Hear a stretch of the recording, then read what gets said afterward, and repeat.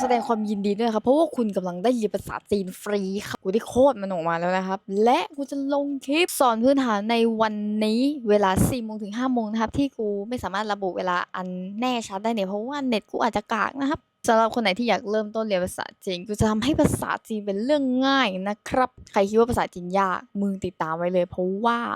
กูทำให้มันง่ายสำหรับมึงเองในคอร์สเรียนเนี่ยก็จะมีตั้งแต่ระดับพื้นฐานจนไปถึงกลางและสูงนะจ๊ะรอติดตามเพราะว่าฉันจะอัพคลิปลงเรื่อยๆแล้วมึงก็ตั้งใจเรียนด้วยแต่ก่อนอื่นเลยที่พวกมึงจะเริ่มเข้ามาเรียนในคอร์สของกูนะกูอยากให้พวกมึงดูคลิปนี้นะครับในเป็นคลิปที่กูพูดเหมือนแบบคำนำอะไรเฮียอะไรนั่นน่ะพูดคุยปรับทัศนคติของภาษาจีนนะจ๊ะเพราะฉะนั้นไปดูครับแล้วพวกมึงสามารถเรียนได้ทางบ้านแดงนะจ๊ะไปกดลิงก์ที่หน้าโปรไฟล์ได้เลยนะจ๊ะ